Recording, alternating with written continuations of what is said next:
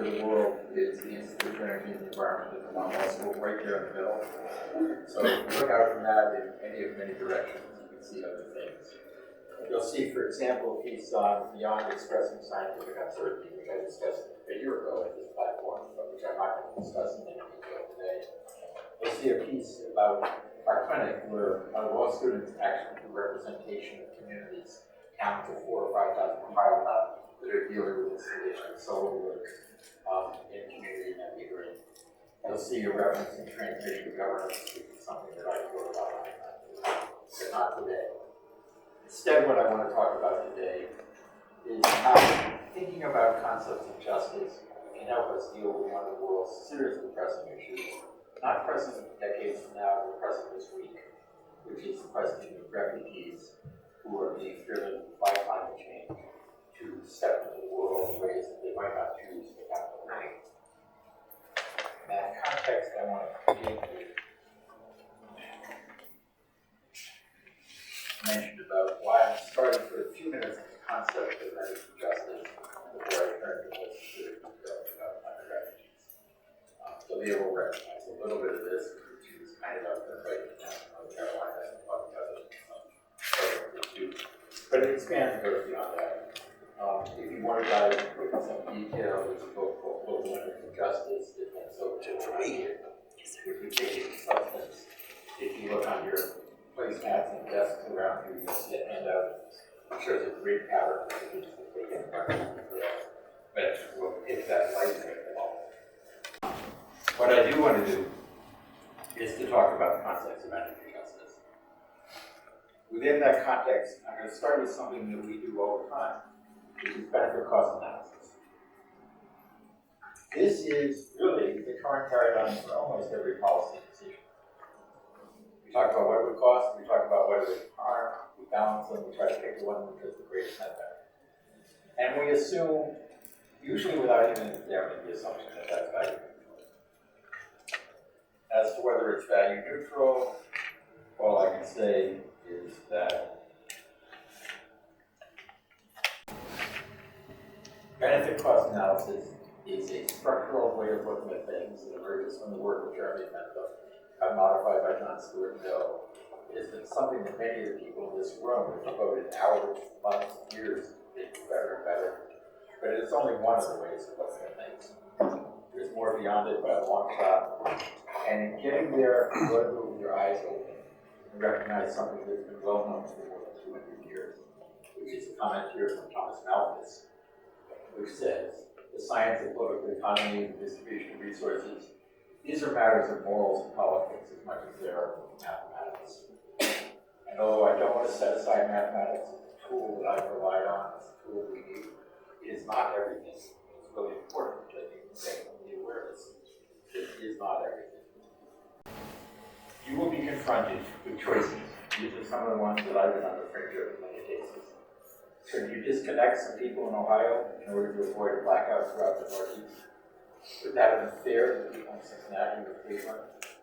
Well, we didn't know for sure whether it would prevent 50 million people losing power throughout the Northeast.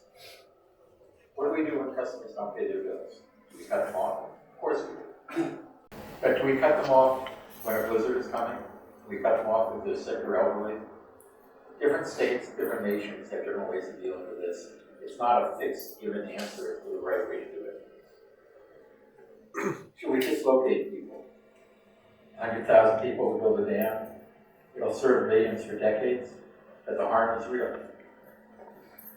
Here's a specific one, which is extremely acute. I didn't have to deal with it directly. When Chernobyl was on fire, the Soviets had to decide whether to send helicopters in with fire suppressors. They did. Of the 16 pilots, 12 died of radiation sickness within 6 months. They sent people on a suicide mission in order to help other people that way. Is that a morally correct? How do you put that in terms of cost-benefit analysis, particularly if you're one of the people that's being sent? These are things where, when I passed, as I did as a chairman of the Utility Commission, a 5% surcharge in every rate to spend on insulation and better lighting and better motors. That cut the state's electric demand by 15%. It cut the state's electric bill within a decade by almost 20%. Definitely worth the surcharge. But if you were a large industrial user like IBM making semiconductor chips, you might not be happy with $5 or $6 million out of your bill just in order to help the social society around you.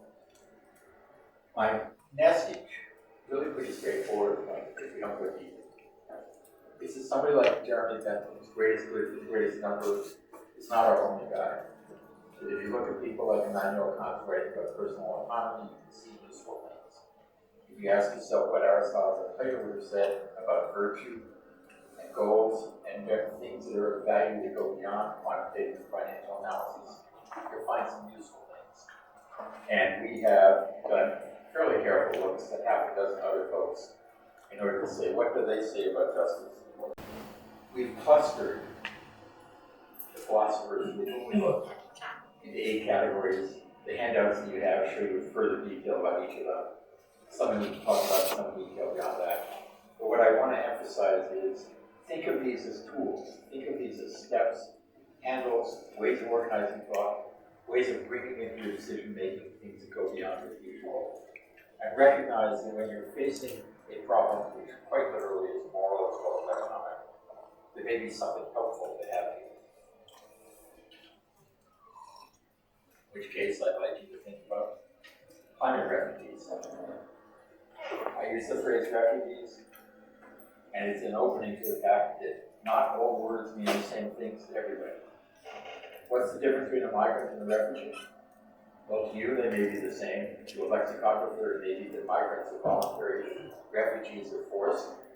To somebody who's working in international law, it may be that a refugee is entitled to the services and protections of the UN High Commission on Refugees, and migrants are not.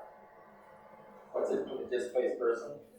Somebody who leaves their home involuntarily. Why don't we call them a refugee? It turns out that if you don't cross an international border, you don't need the UN High Commission on Refugees step as to what's a refugee.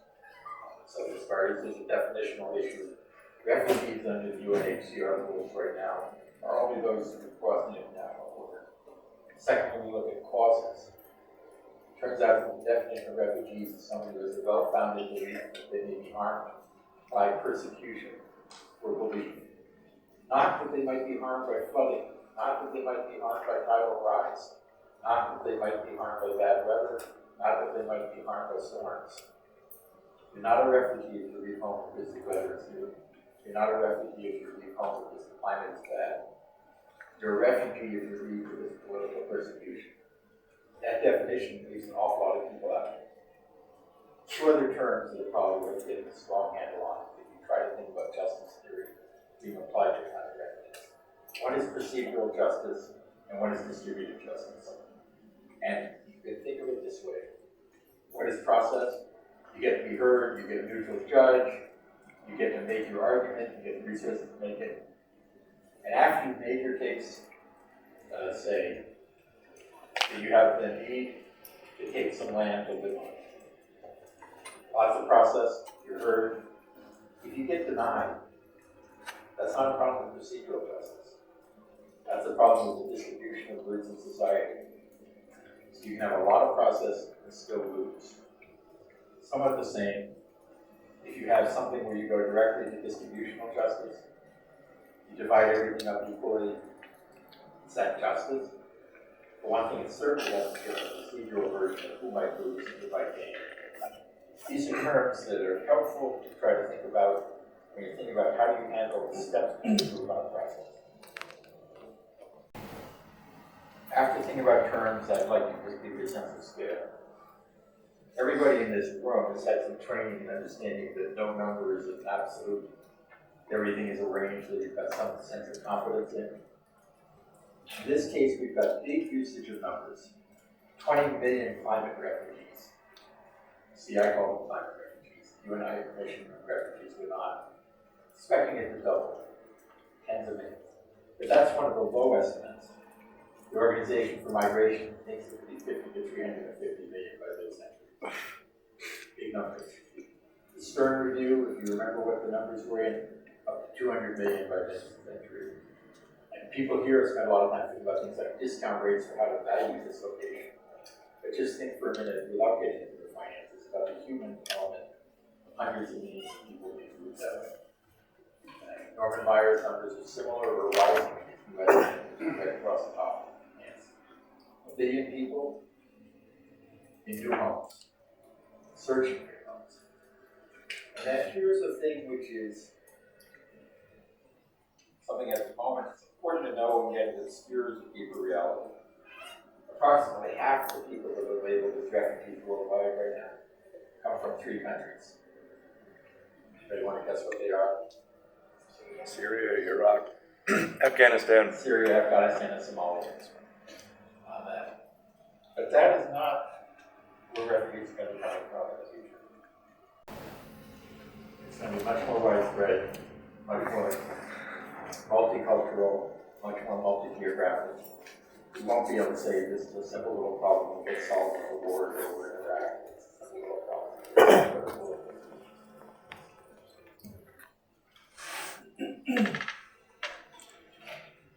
So thinking about numbers, thinking about terms, let's take a moment about nations. One very simple problem is that energy systems that benefit some cultures often create costs that others have to bear.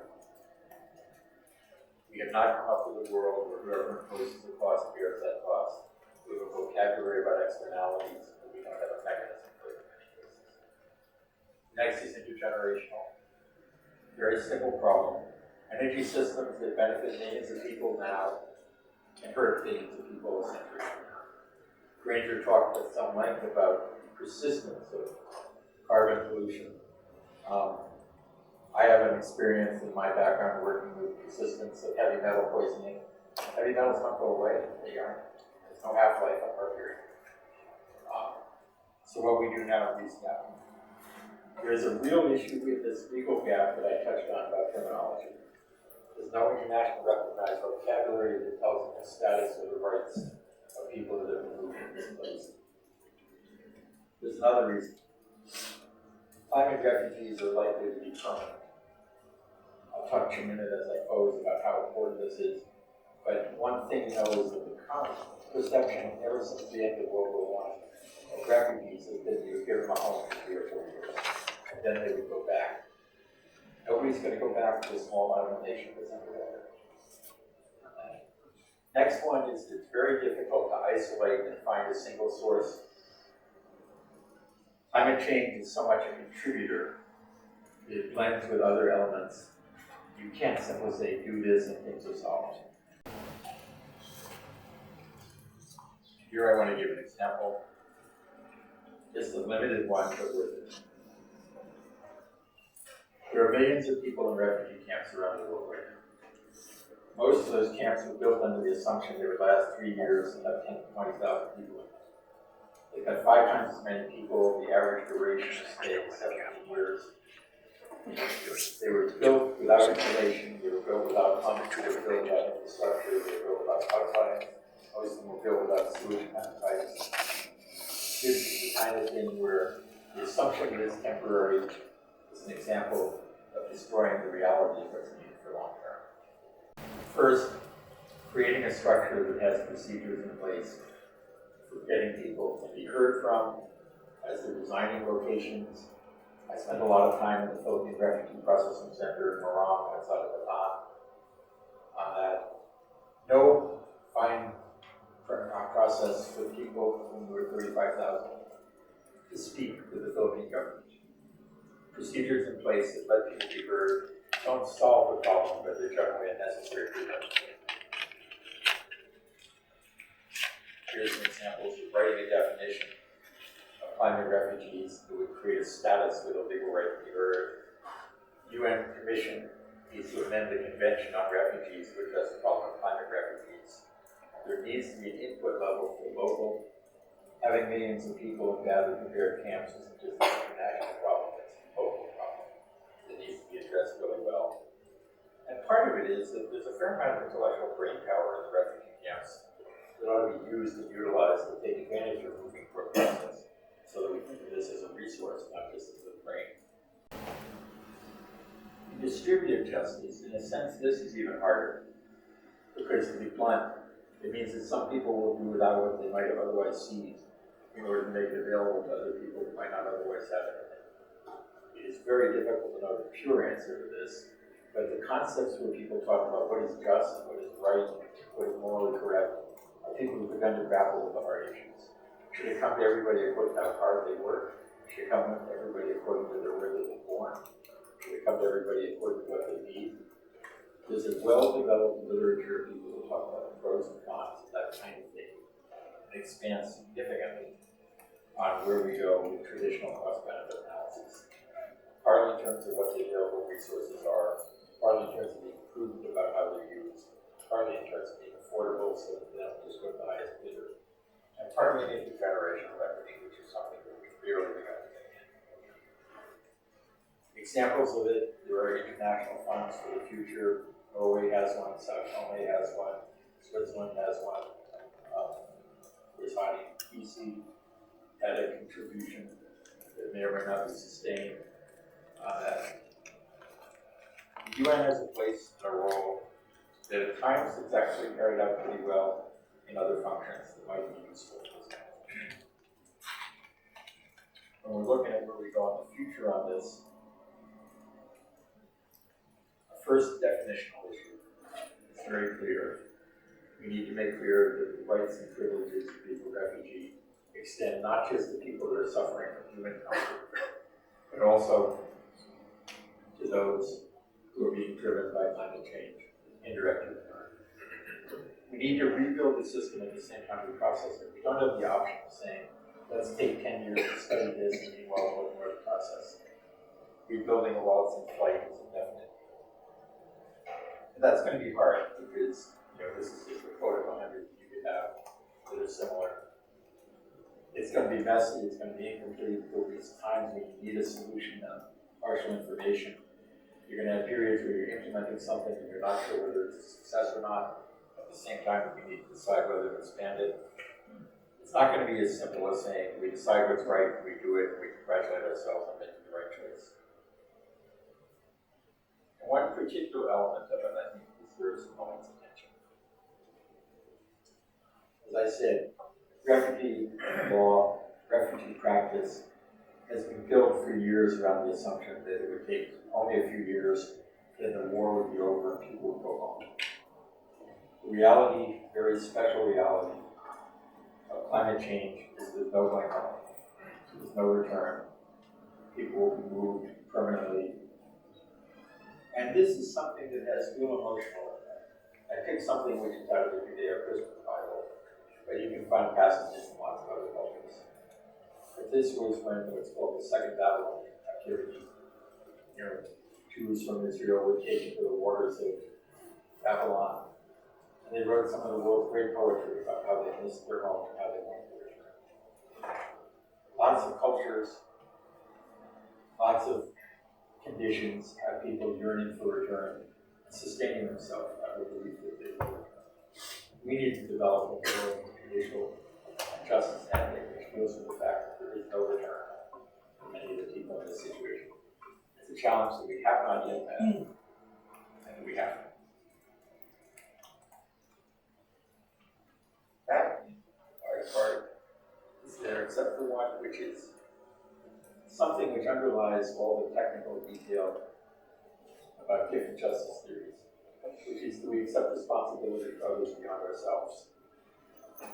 We are, in the article which is announced out in the World Government Tables, we end with this observation. There are some people for whom there is no persuasion that values and goods of others matter. It may be a greater good for society, but not for themselves. But most people, large majorities, surveys and behaviors act as if the good and well-being of others does matter. They have a responsibility for helping ensure it. And the techniques and tactics for doing it can be improved if we begin to draw upon the literature of justice theory that offers some ways of valuing issues that are going beyond that. So with that, I want to thank you all.